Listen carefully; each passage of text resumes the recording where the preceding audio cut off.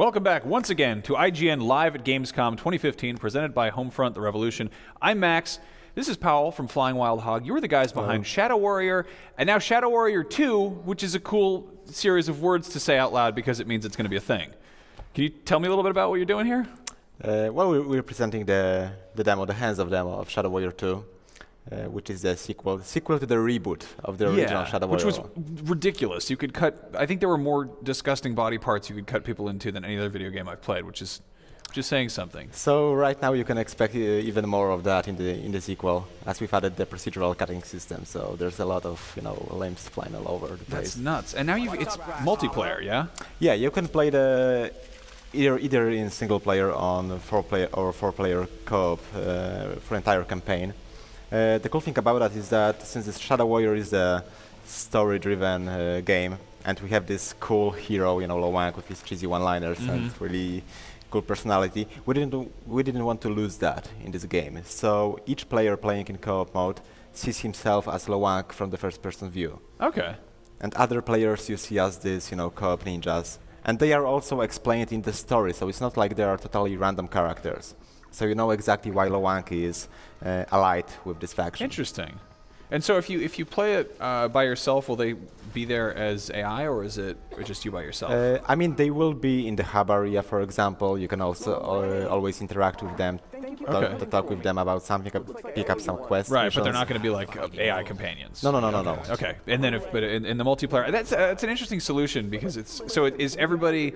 I'm guessing there are points in the game where Lo Wang will see something and he'll make a comment about it. Yeah, so in the sections like that, everyone will be pulled into the cutscene or dialogues that require Lo Wang's presence or his action, like you mentioned. Yeah. Okay, and what's the premise here? What's the plot? Well, I don't want to spoil too much at this point. Because of the events of Shadow Warrior 1, what happened at the end, both Shadow Realm that we visited a couple of times and the territory of Japan, they have merged, forming a land that we call Onishima, which is this twisted version of Japan, where humans and demons live alongside each other. And in the middle of that, we have Lo Wang, who is working like a sort of like a bounty hunter, making good money out of slaying demons. Now, can you talk a little bit about the procedural damage model? Yeah. So in the previous game, we've had some predefined areas, which were enough, but we knew we can do that better. So we've added procedural cutting system especially designed for melee combat, and the other system that's designed for the guns. So you can, for example, create a hole in enemy's body, by shooting with a shotgun or something. That's disgusting, and I love it. The whole premise of Shadow Warrior obviously is it's like a first-person slicer. I can't think of a game that has like first-person melee combat that really nailed it quite as hard. What are you adding for the second one? We're adding more melee weapons, more melee weapon types. So we have katana like in the first game. We have dual swords, dual short blades, and claws. Okay. Are there going to be new projectile weapons or other types of weapons? There's 70 weapons in total in this game. Wow, that's a lot. Yeah, and each weapon has a couple of variations. Like the world of Shadow Warrior is divided in 3 major areas: the ancient setting, modern setting, and the futuristic one. And that design of the world influences the design of the weapons as well. Oh man! And this is what's the futuristic one like? So it's kind of like, I don't know if you think like about Japanese cities, which already look like something like 20 years in the future. Okay. Yeah, something like that. All right. This is neat. I like this. What are we up to right now? What's happening? Like, what are we just running around shooting demons here? This demo actually presents sort of it's an example of the random assignment that you can, something that you can pick up from the notice board, for example. Okay. Just do some random bounty missions. Now you mentioned the hub world. Is it kind of you sort of choose missions there and then you're dropped into a level you're going to explore? Yeah. After you finish the prologue section of the game, you land in the hub area where you have Lo Wang's apartment and other areas when you can interact with the NPCs and take story missions from them. And in addition to the story campaign, we have also side quests, optional side quests. And as I said, the random assignments just to keep people, attracted to the game for a longer time. Okay. So you've added co-op multiplayer. How does that affect the way the game actually plays? The enemies are stronger, of course, with every player joining your session. Okay. It's a drop-in, drop-out co-op mode. So, of course, if anything drops out, the enemies will be slightly easier. Okay. Is there any kind of like teamwork function, like where you can kind of do moves that are like kind of gang up on an enemy? Something like a tag battle or something like that? Like a two-part move or whatever. I mean, we don't have any like sort of, I don't know, finishers and interaction. We want everything to be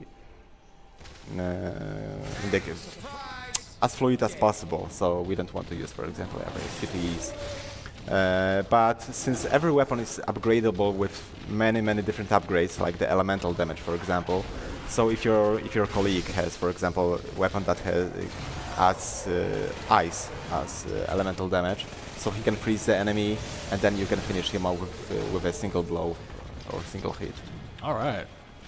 This looks like a lot. This looks a lot bigger and a lot more vertical than I remember. Yeah, exactly. Yeah. I mean, I know that was one of the. I mean, Shadow Warrior 1 was the tribute to the old school shooters, and it still is. However, for the level design, we heard some complaints that the levels were too linear. Mm-hmm. So we decided to make much more open areas, and that also allowed us to create more advanced, movesets for low rank. So right now you can double jump, do aerial dashes, running on the rooftops, climbing up the walls. So stuff that a ninja should be doing. That makes sense. Exactly. Yeah, we wanted to push low rank, in the direction of sort of a superhuman ninja. Okay. Now, is this coming to PC first, or is it coming to console at the same time? There's gonna be a simultaneous release on PC, PS4, and Xbox One. Awesome. And in terms of kind of scale of the game, how would you say it compares to the first one? I mean, how long have you guys been tinkering away at this? The production started a year ago, and we're still like a year from the release date. The game is definitely bigger. There's more environments, better diversity in environments as well. We actually try to improve every aspect. Yeah, of the original. it shows. 70 weapons is quite an arsenal. Have you guys? This is obviously not your primary focus, but would you ever consider doing a competitive multiplayer? That a lot of people are asking. That's kind of it's sort of a puzzle. How do you have that? How would that work? I mean, we are thinking about it. We want to include it in the game when it's released. For sure, right now we are focusing only on the cooperation mode. But I think we will try to do the PvP mode as well. Okay. Now you've got these open maps here where you can kind of just run around and yeah, really mess with people. Would there ever be multiple objectives or? Yeah, I mean that of course depends upon the mission, but some of them include, like, for example, gather 3 pieces of something, and that kind of objectives, as you asked before, how we deal with the dialogues, for example. If you have an objective that's not that very important, I mean, it doesn't require a low rank's presence, then each player can pick up parts of something, and then we can proceed, to the final objective, for example. Okay. I'm noticing these guys are, well, you're very agile, and a lot of the enemies are, so far kind of more ground-based. Are there any enemy types that are really just kind of trumping you in terms of how they move? Or I mean, actually, in this demo, the previous section a couple of minutes ago showed that the enemies can also follow you on the rooftop. Okay. So it's not like you are safe there. Right. So are we gonna see any like flying enemies? Yeah, there are flying enemies designed already. Is that like a portal in the distance I see there? Is that kind of over there? Yeah. It's where the mini boss for this demo is. Okay, I want to see the mini hanging boss. around. I was about to ask about bosses. I mean, we have 2 kinds of bosses. Well, in this case, we are using a regular enemy that has the larger scale. Okay. He has like the extra large scale, and we will use that kind of enemies for mini boss encounters. But we also have custom bosses that will appear in the game, in the specific moments. All right. Yeah. So you like the first one you said was kind of an homage to the original game. Yeah. But you did add a lot. You did build it up a bunch. Do you find that you're like you kind of had? I mean, it was kind of falling back on something that a little bit of nostalgia, a little bit of homage. But are you kind of just like paving new territory here and really just kind of? I mean, yeah. I mean, of course, we want to improve as a studio, of course. So, yeah. but we still understand the DNA of original Shadow Warrior and the games of that era. The old school shooters of the 90s. So we hope that feeling is still there. But of course,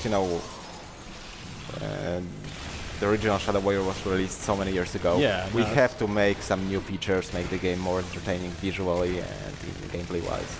Would you guys ever consider working on a Duke Nukem game? I was so excited, seeing the reactions of people that mentioned our company as the one that should remake the Duke Nukem game. No, you guys would. If there's gonna be an opportunity, I mean, I'm talking for myself, but I would love to. Yeah, or a consolation prize. You could do another Blood game. Classic 3D Realms. Yeah.